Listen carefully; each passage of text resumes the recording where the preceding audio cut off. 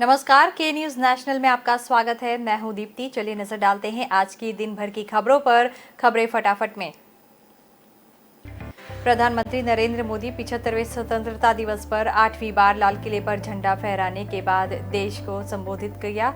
मोदी ने लाल किले से कहा कि 100 लाख करोड़ से भी ज्यादा की योजना लाखों नौजवानों के लिए रोजगार के अवसर लेकर आने वाली है। मोदी ने कहा कि 75वें स्वतंत्रता दिवस पर आपको और विश्व में भारत को प्रेम करने वाले और लोकतंत्र को प्रेम करने वाले सभी लोगों को बहुत शुभकामनाएं। आज आजादी के अमृत महोत्सव के पावन पर्व पर देश सभी स्वतंत्रता सेनानियों और राष्ट्र रक्षा में खुद को आहूत करने और खपाने वाले वीर वीरांगनाओं को देश में नमन कर रहा है।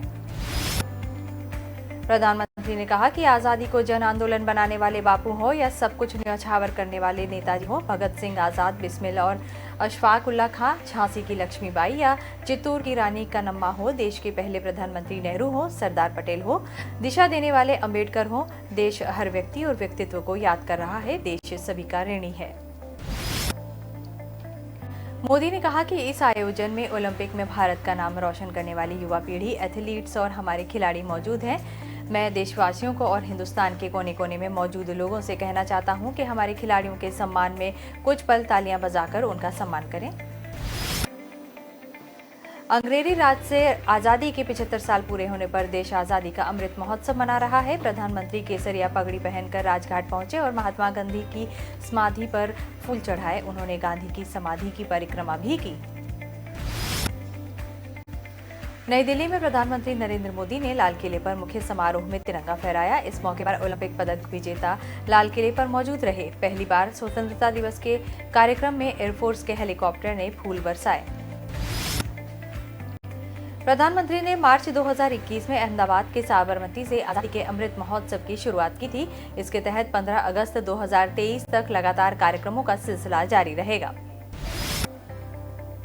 प्रधानमंत्री के लिए गार्ड ऑफ ऑनर में आर्मी, नेवी, एयरफोर्स और दिल्ली पुलिस के दस्ते शामिल रहे। हर दस्ते में 20 जवान और एक अफसर शामिल था। गार्ड ऑफ ऑनर को कमांडर पीयूष गौर ने लीड किया। नेवी की टुकड़ी को लेफ्टिनेंट कमांडर सुने फोगाट, आर्मी की टुकड़ी को मेजर विकास सांगवान, एयरफोर्स की टुकड़ी को स्क्वाड्रन लीडर ए बेरवाल ने लीड किया। दिल्ली पुलिस की टुकड़ी को एडिशनल डीसीपी सुबोध कुमार गोस्वामी ने लीड किया। आजादी की लड़ाई के हीरो भगत सिंह की हवेली आज भी पाकिस्तानी पंजाब के शहर फैसलाबाद की तहसील जुडावाला गांव में मौजूद है। यहां जाते समय रास्ते पर सब कुछ वैसा ही है जैसा शहरों से कस्बे की तरफ जाते हुए नजर आता है। हर चंद किलोमीटर के फासले पर छोटी छोटी दुकानों और रेहड़ियों ठेले वालों के हुजूम और फिर दूर दूर तक फैले हुए खेतों का सिलसिला शुरू हो जाता है। इस मंजर के बीच में छोटी छोटी बड़ी फैक्ट्रियां और कहीं कहीं निजी हाउसिंग सोसाइटियों के बड़े बड़े खुशनुमा गेट हैं। मकवाना के पास बाईपास से थोड़ा आगे बढ़े तो सड़क किनारे लगे साइन बोर्ड पर जंग आज़ादी के हीरो भगत सिंह का नाम तहरीर है और इससे ये पता चलता है कि हिंदुस्तान और पाकिस्तान के इस हीरो का गाँव चक 105 बंगला यहाँ से महज 12 किलोमीटर की दूरी पर है। गांव को जाने वाली सड़क के आगाज पर भी भगत सिंह के कारनामों से पटा बोर्ड उस हस्ती की याद दिलाता है जिसने जवां उम्र में इकबाल की खातिर जान कुर्बान की थी। इस गांव की आबादी में ज्यादातर हिस्सा उन मुजाहिरों का है जो 1947 के बंटवारे के बाद हिंदुस्तान से पाकिस्तान आए थे, लेकिन उन्हें इस बात पर फक्र है कि वो इस गाँव में रहते हैं जहाँ जंग आज़ादी के हीरो भगत सिंह ने जन्म लिया था। यहाँ अब कोई सिख या हिंदू खानदान के लोग नहीं रहते, लेकिन भगत सिंह की हवेली को राष्ट्रीय स्मारक घोषित कर एक फोटो गैलरी में तब्दील कर दिया गया है। ये हवेली बंटवारे के बाद पेशे से वकील साकिब वरक के बुजुर्गों को अलॉट की गई थी। अब उनका ही खानदान इसकी देखभाल करता है। स्वतंत्रता दिवस पर जम्मू कश्मीर में पहली बार बड़ा बदलाव होने गया है। श्रीनगर के बीचों बीच हरी प्रभात हिल पर इस बार 100 फीट ऊंचा तिरंगा फहराया गया। झंडे की लंबाई 36 फीट और चौड़ाई 24 फीट बताई गई। इसके अलावा पहली बार केंद्र शासित प्रदेश की सभी बिल्डिंग और स्कूलों में भी झंडा फहराया गया। झंडा वंदन के बाद परेड और सांस्कृतिक कार्यक्रम हुए। पंचायत सदस्य को भी अपने अपने निर्वाचन क्षेत्र में तिरंगा फहराने का आदेश दिया गया। इसके अलावा शहर भर में झंडे लगाए गए।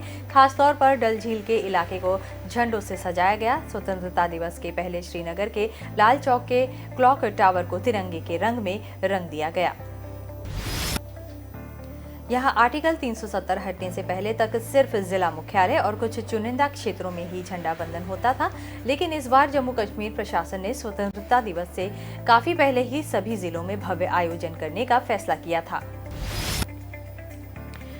मुख्य कार्यक्रम शेरे कश्मीर क्रिकेट स्टेडियम में हुआ। इसकी अध्यक्षता उपराज्यपाल मनोज सिन्हा ने की। स्टेडियम पर सुरक्षा के लिए सिक्योरिटी फोर्स पहले से ही तैनात थी। एक सीनियर पुलिस अधिकारी के मुताबिक सिक्योरिटी को कई चरणों में बांटा गया। प्रशासन ने स्कूल, कॉलेज और यूनिवर्सिटी स्टाफ से भी अपने यहाँ तिरंगा फहराने और कार्यक्रम आयोजित करने को कहा। यहाँ स्कूलों में पिछले एक सप्ताह से पौधरोपण और स्वच्छता अभियान चलाया जा रहा है। करगिल युद्ध के सबक लेते हुए भारतीय फौज सबसे बड़ा सैन्य सुधार करने चाहिए। इसकी घोषणा पिछले साल हो चुकी है। अब इसका खाका सामने आने लगा है। भारत भी अमेरिका, रूस की तरह 4 थिएटर कमान बनाएगा, जिसमें तीनों सेनाएं एक छत के नीचे और एक ही चीफ के आदेश पर चलेंगी। पाकिस्तान को काउंटर करने वाली पश्चिम कमान जयपुर में होगी। इसकी स्थापना अगस्त 2022 से शुरू होगी। यह कमान 4 लाख से ज्यादा फोर्स से बनेगी। इसकी जिम्मेदारी जम्मू से पंजाब, राजस्थान और गुजरात तक 2300 किलोमीटर लंबी सीमा की सुरक्षा होगी। अभी पश्चिमी क्षेत्र में थल सेना और वायुसेना 5 कमानों में बटी है। पश्चिमी कमान को लेफ्टिनेंट जनरल या एयर मार्शल स्तर का अफसर इसे लीड करेगा। देश में 19 ऑपरेशन कमान है, 7 आर्मी, 7 एयरफोर्स और 3 नेवी की। अंडमान निकोबार में पहले से ही तीनों सेनाओं की सामूहिक ट्राई सर्विस कमान है। परमाणु हथियारों वाली कमान अलग है। पाकिस्तान को काउंटर करने के लिए थल सेना की 3 कमान चंडीगढ़, जयपुर, पुणे में है। एयरफोर्स की 2 पालम व गांधीनगर है। ये 5 कमान वेस्टर्न थिएटर के अधीन होंगी। थिएटर कमान का मतलब है कि द्वितीय विश्व युद्ध के दौरान हवा, जमीन और समुद्र में युद्ध के एकीकृत संचालन के लिए थिएटराइजेशन की शुरुआत हुई। जब धुरी राष्ट्र जर्मनी, इटली, जापान और मित्र राष्ट्र अमेरिका, रूस जैसे देशों की सेनाएं अलग महाद्वीपों में आमने सामने थीं, तब सबसे पहले यूरोपियन थिएटर शब्द सामने आया। अमेरिका ने वियतनाम युद्ध के बाद पूरी दुनिया को ही अलग अलग थिएटर में बांटा। इनमें पैसिफिक, एशियन, मिडिल ईस्ट सहित 19 थिएटर बनाए। इनमें तीनों सेनाएं एकीकृत रूप से युद्ध को अंजाम देती हैं। नई पीढ़ी को नहीं पता कि राजस्थान में आजादी के लिए लड़ने वाले क्रांतिकारों, स्वतंत्रता सेनानियों, कवि, गीतकारों ने क्या किया था कि हर जिले में हजारों लोग स्वाधीनता की लड़ाई में कूद पड़ते थे। नाथूलाल विमल का वह क्रांति गीत रक्त रंगे रहते थे, जिसके वे भाले ओ बाण कृपाल गीत सुनने पर जनमन उबाल मारने लगता था। विजय सिंह की पथिक की कविता प्राण मित्रों भले ही गवाना, पर यह झंडा न नीचे झुकाना के स्वर हजारों लोगों के स्वर बन चुके थे। तो दूसरी तरफ पूर्व मुख्यमंत्री, स्वतंत्रता सेनानी जय नारायण व्यास जैसे युवा कल ही तुझ पर गाज गिरेगा, तेरा सभी समाज करेगा, तख्त गिरेगा, ताज गिरेगा, महल गिरेगा, राज गिरेगा जैसी कविताओं और गीतों से राजशाही को ललकार रहे थे। आजादी से पहले 100 वर्ष तक राजस्थान के कोने कोने में गूंजने वाले ऐसे 100 गीत कविताओं का 75 साल में पहली बार संकलन राजस्थान राज्य अभिलेखागार ने किया। उन स्वतंत्रता सेनानियों और क्रांति का बिगुल बजाने वाले आजादी के दीवानों ने किन रचनाओं से लाखों जन को फिरंगियों के खिलाफ आंदोलित किया था। अभिलेखागार ने 40 साल मेहनत से आजादी की 75वीं वर्षगांठ पर स्वाधीनता के 100 गीतों का तैयार किया। अभिलेखागार के डायरेक्टर डॉक्टर महेंद्र खड़गावत ने बताया कि इस 15 अगस्त को ये 100 गीत जनता को पहली बार जानने को मिले। पूरा देश 15 अगस्त को आजादी की 74वीं वर्षगांठ मनाने जा रहा है, जबकि सबसे पहले स्वतंत्रता दिवस 1947 में मनाया गया था। तब देश के लिए लड़ने वाले हजारों स्वतंत्रता संग्राम सेनानी इसमें शामिल होकर आने वाली पीढ़ी के लिए देशभक्ति का जज्बा जगाते थे। प्रभात फेरियां निकाली जाती थी, वृक्षारोपण किया जाता था और देशभक्ति और मंगल गान गाए जाते थे। इसमें इंदौर के भी हजारों स्वतंत्रता संग्राम सेनानी थे, जो आजादी की लड़ाई लड़ने वाले दीवानों अपनी ही धुन में पक्के थे। कुछ साल पहले शहर में 732 स्वतंत्रता सेनानी थे, जिनमें से अब इनकी संख्या गिनती की है। उम्र के इस पड़ाव में उनके मन में आज भी देशभक्ति का जज्बा वैसा ही है और नई पीढ़ी को भी यह संदेश देना चाहते हैं। इंदिरा जी ने एक वृद्ध स्वतंत्रता संग्राम सेनानी को गले लगकर ताम्रपत्र पहनकर घूमते देखा तो बहुत दुख हुआ और सभी सेनानियों के लिए सम्मान निधि स्वरूप 250 रुपए प्रति माह की पेंशन शुरू की। इस पर पिता ने उसे लेने से यह कहकर मना किया कि हम देश को आजाद कराने के लिए इसीलिए जेल नहीं गए थे कि हमें मुआवजा मिले। रात के घने अंधेरे के बीच बीएसएफ के 100 आसमान में रोशनी के बाद सीटी की आवाज पर जवान ताबड़तोड़ फायरिंग शुरू कर देते हैं। 35 सेकंड तक गोलियों की ताबड़तोड़ तड़तड़ाहट से पूरा इलाका गूंज उठता है। फिर अचानक अंधेरा छा जाता है। करीब 1.5 घंटे तक इसी तरह की कार्रवाई चलती रहती है। ये जंग जैसा नजारा इंदौर के रेवती रेंज में बीएसएफ अकादमी का है, जिसका नारा है एक गोली और एक दुश्मन। यहाँ ट्रेनिंग लेने आने वाले हर जवान को रात में दुश्मनों को ढेर करने के लिए ट्रेंड किया जाता है। इस तरह की फायरिंग ट्रेनिंग को चांदमारी कहते हैं। रात में ट्रेनिंग खास तौर पर बॉर्डर फोर्स होने के चलते दी जाती है। बीएसएफ की स्थापना 1 दिसंबर 1965 में हुई थी। इसके बाद बीएसएफ के जवानों की स्किल बढ़ाने के लिए इंदौर में सेंट्रल वेपन और टैक्टिक्स स्कूल की स्थापना की गई थी। यहाँ हर साल बीएसएफ के जवान अपने निशानों को पक्का करने और दुश्मनों को निस्तेनाबूद करने की ट्रेनिंग लेने आते हैं। यहाँ अलग अलग शूटिंग रेंज और कई तरह की ट्रेनिंग देकर जवानों को तैयार किया जाता है। स्पेशल ट्रेनिंग के लिए अलग अलग रेंज के ऑफिसर हर साल इंदौर आते हैं। फिलहाल करीब 100 जवानों का बैच अलग अलग हथियारों से सटीक निशाना लगाने की ट्रेनिंग ले रहा है। स्वतंत्रता दिवस पर सीएम शिवराज सिंह चौहान ने भोपाल के लाल परेड ग्राउंड में ध्वजारोहण किया। प्रदेश की जनता को संदेश दिया, परेड की सलामी भी ली, साथ ही पुलिस कर्मियों को पदक भी वितरित किए। प्रदेश के 31 जिलों में मंत्री परेड की सलामी ली। बाकी जिलों में कलेक्टर समारोह के मुख्य अतिथि रहे। कोरोना के चलते अब की बार भी स्वतंत्रता दिवस समारोह की तस्वीर बदली हुई थी। बच्चे समारोह में शामिल नहीं थे। भोपाल में एसटीएफ, एसएएफ, जिला पुलिस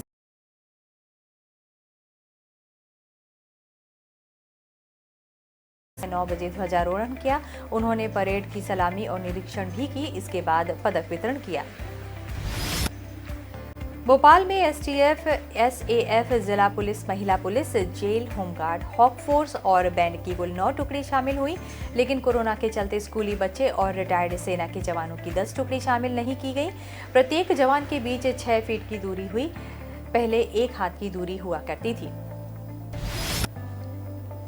200 सालों की गुलामी के बाद 15 अगस्त 1947 को देश आजाद हुआ। पूरे भारत में लोग खुशियां मना रहे थे, लेकिन उनमें से एक रियासत ऐसी भी थी जहां सिर्फ हलचल थी। यह रियासत थी भोपाल। यहां आजादी की महक पहुंच चुकी थी, लेकिन जश्न नहीं हो रहे थे। कुछ युवाओं ने चोरी छुपे तिरंगा फहराया, भाषण भी किए, लेकिन आधिकारिक तौर पर आजादी का जश्न मनाने के लिए भोपाल वासियों को 2 साल तक संघर्ष करना पड़ा। इस दौरान कई बार वह जेल गए और यातनाएं भी सही। आखिरकार वह दिन आया जब 1949 में भोपाल में आधिकारिक तौर पर पहली बार तिरंगा फहराया गया। लाल परेड मैदान पर हुए इस जश्न की यादें आज भी भोपाल के स्वतंत्रता संग्राम सेनानियों की पराक्रम की कहानी बयां करती है। लाल परेड मैदान पर हुई परेड को जुलूस के रूप में शहर भर में निकाला गया। देवी शरण कहते हैं कि नवाबी रियासत होने के कारण भोपाल को 1947 में आज़ादी नहीं मिली थी। भोपाल आज़ादी के जश्न से दूर रहा। उस समय कॉलेज में थे।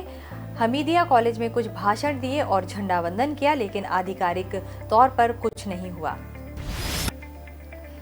सीएम नीतीश कुमार के कार्यक्रम से लेकर झांकी का समय भी सेट किया गया। कोरोना काल में होने वाले इस कार्यक्रम को लेकर विशेष व्यवस्था की गई थी, जिससे घर पर रहकर भी इसका आनंद उठा सकते थे।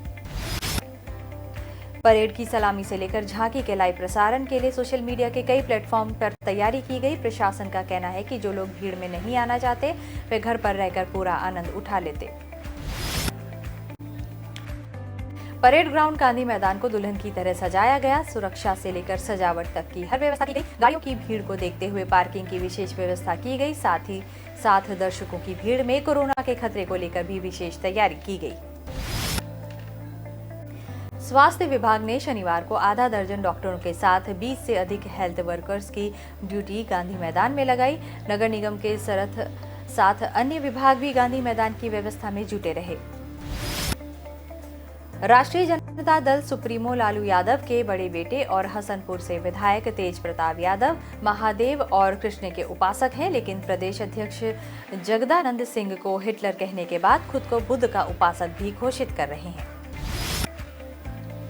तेज प्रताप यादव ने माथे पर त्रिपुंड लगाया हुआ है। वे टी शर्ट और जीन्स पहने हुए दिख रहे हैं। तेज प्रताप यादव के जीन्स को देखकर जगदा बाबू का वह बयान भी उनके समर्थकों को याद आ रहा है, जिसमें उन्होंने कहा था कि जीन्स पहनने वाले कभी राजनीति नहीं कर सकते। आरजेडी में सब कुछ ठीक नहीं चल रहा है, ऐसे में तेज का संदेश उसी दिशा में तो नहीं है। उनके कुछ समर्थक इसका ये भी मतलब निकाल रहे हैं कि पार्टी में सब कुछ ठीक हो जाए, जगदा बाबू की नाराजगी दूर हो जाए, इसीलिए वह बौद्ध कटोरा बजा रहे हैं। तेज प्रताप के हिटलर वाले बयान के बाद प्रदेश अध्यक्ष जगदानंद सिंह पहले एक सप्ताह से न पार्टी के कार्यक्रम में जा रहे हैं और न ही कार्यालय में। दबी जुबान से पार्टी के नेता और कार्यकर्ता उनके नाराज होने की बात कह रहे हैं। वो देश जिसने भारत को गुलाम बनाया, जिस देश के अंग्रेज शासकों की यातनाएं स्वतंत्रता सेनानियों ने झेली, वहां 15 अगस्त के दिन क्या होता है, इस सवाल का जवाब दे रहे हैं इंग्लैंड में बसे भारतीय। मूलतः छत्तीसगढ़ की राजधानी रायपुर के रहने वाले एनआरआई ने इंग्लैंड से भेजी हैं जश्न आज़ादी की तस्वीरें और वहां होने वाले कार्यक्रमों की दिलचस्प जानकारियां। अमेरिका और केन्या में भी पूरे जोश से मनाया जाता है आज़ादी का जश्न। इस साल आज़ादी का 75वां साल पूरी दुनिया में रह रहे भारतीय मना रहे हैं। इससे पहले लंदन के ऑस्ट्रेलिया क्षेत्र के जिमखाना क्लब में पिछले एक दशक से भी अधिक समय से स्वतंत्रता दिवस का आयोजन किया जाता है। इस आयोजन में भारतवंशी व्यापारी और संस्थाएं मिलकर सहयोग करते हैं, पूरा खर्च उठाते हैं। भव्य मंच तैयार करने से लेकर सांस्कृतिक कार्यक्रमों की भी पूरी तैयारी की जाती है। इसमें लंदन के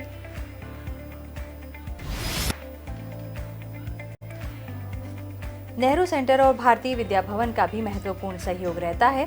रायपुर शहर में 15 अगस्त से पहले शनिवार शाम के वक्त खास तरह की लाइटिंग सरकारी बिल्डिंग में हुई। बिल्डिंग के अंदर की दीवारों में 3 रंगों की लाइट्स दीवार पर फोकस की गई। बाहर से देखने पर यह भवन की सजा सफेद और हरे रंग में दिखने लगा। पहली बार इस पार्किंग बिल्डिंग को इस अंदाज में देखने के लिए हर कोई ठहरा गया। लोगों ने अपने मोबाइल फोन से कैमरों पर इस पार्किंग भवन की तस्वीर कैद की। इसमें एक साथ 700 गाड़ियां खड़ी हो सकेंगी। इस मल्टी लेवल पार्किंग को बनाने में करीब 22 करोड़ रुपए खर्च किए जा रहे हैं। 15 से दिनों में इसे शुरू किया जा सकता है। ऑक्सी जोन की पार्किंग बनने के बाद शहर में मुख्य जगह में 2 किलोमीटर के दायरे में 3 मल्टी स्टोरी पार्किंग बनेंगी। जय स्तंभ चौक के पास पहली मल्टी स्टोरी पार्किंग बनकर तैयार हो गई, दूसरी जवाहर बाजार और तीसरी ऑक्सी जोन में तैयार हो रही है। तीनों मल्टी स्टोरी पार्किंग में एक साथ एक ही समय पर 14 से ज्यादा बड़ी छोटी गाड़ियां खड़ी कर सकेंगे।